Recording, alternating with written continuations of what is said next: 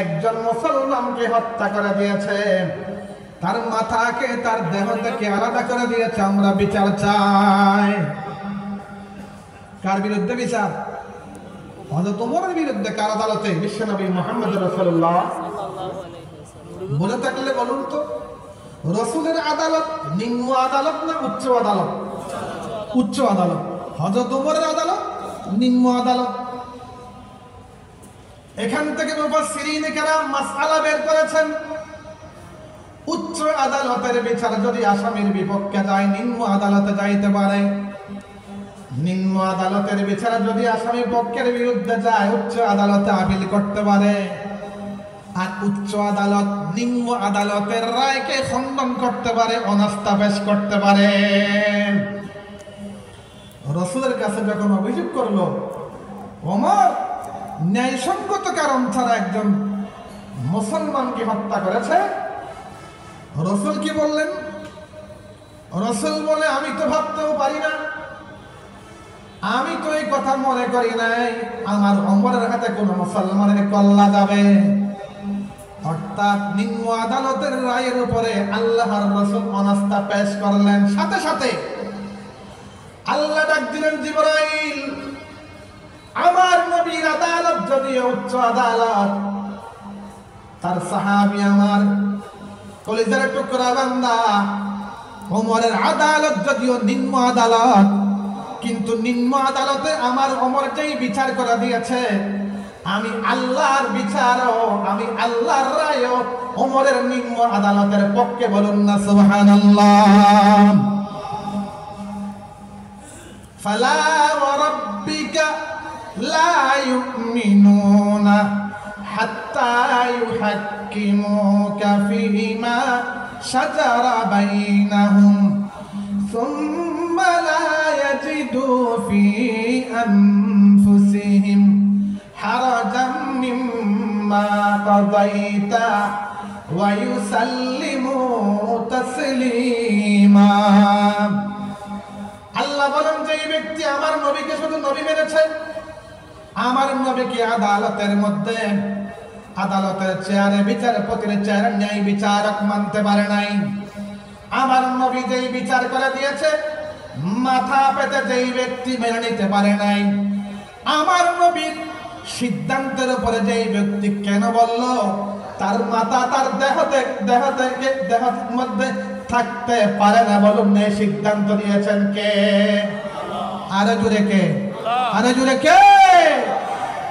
সুতরাং যেই ব্যক্তি আল্লাহর নবীর বিরুদ্ধে জবান খুলবে, যেই ব্যক্তি আল্লাহর নবীর সিদ্ধান্তের উপর কেন বলবে, যে ব্যক্তি আল্লাহর নবীর সিদ্ধান্তকে বুঝে আসুক আর নাই আসুক মেনে নিতে পারে নাই, তার মাথা তার দেহের সাথে থাকতে পারে না। ঠিক কিনা জুড়ে বলুন?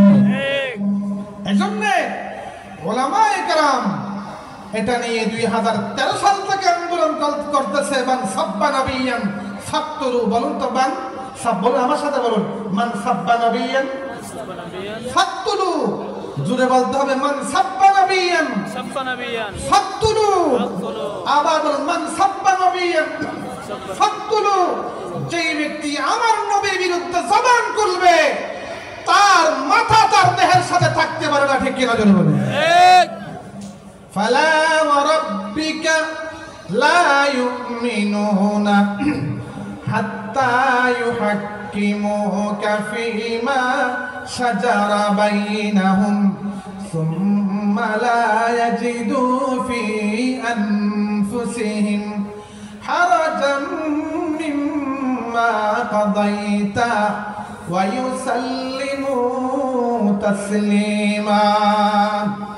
এখান থেকে আরেকটা জিনিস প্রমাণিত হলো, সেটা হলো সংখ্যালঘুর অধিকার। কথা বলুন, কার অধিকার? বলুন, জোরে বলুন না, কার অধিকার? সংখ্যালঘুর অধিকার। আল্লাহর নবী ক্ষমতার মস্তদে বলে, তিনি মুসলিম বিশ্বের রাজধানী মদিনায়ে মুনাওয়ারার রাষ্ট্রপতি বলেন, সংখ্যালঘুর উপর জুলুম করবেন, সংখ্যালঘুর অধিকার খর্ব করবেন, কোশ্চিনকালেও সেটা হতে পারে না। ঠিক কিনা জোরে বলুন? বরং কোরআনে পাকের সূরাতুন নিসার 65তম আয়াত অবতীর্ণ করে আল্লাহ জানিয়ে দিলেন সে মুসলমান হলেও সে ছিল সম্পূর্ণ দোষী, আর ইহুদি সে সংখ্যালঘু হলেও সে সম্পূর্ণ নির্দোষ। তাহলে কোরআনে পাকের এই আয়াত দ্বারা সংখ্যালঘুর অধিকার প্রমাণিত হয়েছে। বলুন না সুবহানাল্লাহ। এটা তো কোরআন আর সুন্নাহ বললাম। খোলাফায়ে রাশিদার আমল, রাসূল পাকের চতুর্থ খলিফা, রাসূল পাকের কলিজার টুকরা সাহাবী, রাসূল পাকের কন্যা হযরত ফাতিমা রাদিয়াল্লাহু তাআলা আনহার স্বামী, যার উপাধি হলো আসাদুল্লাহ, যার উপাধি হলো শেরে খোদা, তার নাম কি? জোরে বলুন না তার নাম। আর যদি তার নাম হযরত আলী কাররামাল্লাহু ওয়াজহাহু, তার উপাধি। এই উপাধি আর কেউ পায় নাই। কাররামাল্লাহু ওয়াজহাহু, যার চেহারাকে সম্মানিত করেছেন কে? আল্লাহ। আর জোরে কে? তার কারণ আলী রাদিয়াল্লাহু তাআলা জীবনে কোনোদিন কোনো গায়রুল্লাহর সামনে নিজের চেহারাকে ঝুঁকায় নাই, মাথা নত করে নাই, সেই কারণে তার উপাধি কাররামাল্লাহু ওয়াজহাহু। বলুন না সুবহানাল্লাহ। মুসলমান ইমানদার সে মাথা ঝুঁকাবে কার সামনে?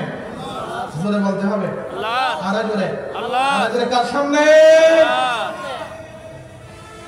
হযরত আলী কাররামাল্লাহু ওয়াজহাহু যুদ্ধের বর্মটি লৌহ বর্ম, যুদ্ধের পোশাক হারিয়ে ফেললেন।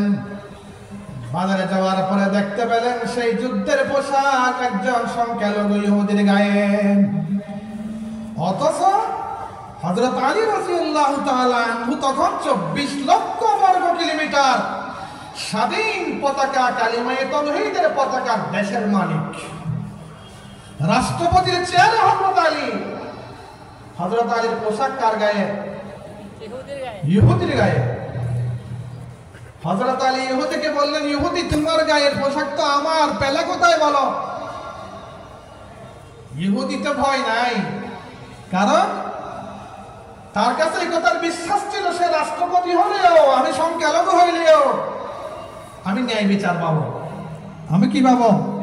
ন্যায় বিচার পাবো। এটার নাম ইসলাম। ইসলাম কোন সংখ্যালঘুর উপরে জুলুম করেছে এমন কোন প্রমাণ ইসলামের 13,000 বছর ইতিহাসে কেউ দেখাইতে পারে না, কিয়ামত পর্যন্ত দেখাতে পারবে না। ঠিক কিনা বলুন? হযরত আলী যখন বললেন, ইহুদি এই পোশাক পেলা কথা, এটা তো আমার, সংখ্যালঘু ইহুদি বুক ফুলিয়ে বলে এই পোশাক তো আমার। হযরত আলী বলতেছে আমার, ইহুদি বলতেছে আমার। তাহলে এখন মীমাংসা দরকার আছে না নাই? আমরা হলে কি করতাম? আগে তাকে জাপটি মেরে ধরতাম, আদালত কেস টেস পড়ে না। আইন কারো হাতে তুলে নেওয়ার অধিকার নেই। হযরত আলী রাষ্ট্রপতি বলে, ক্ষমতার সর্বোচ্চ চেয়ারের ব্যক্তি বলে, রাষ্ট্র নির্বাহী প্রধান বলে, ক্ষমতা নিজের হাতে তুলে নেন নাই।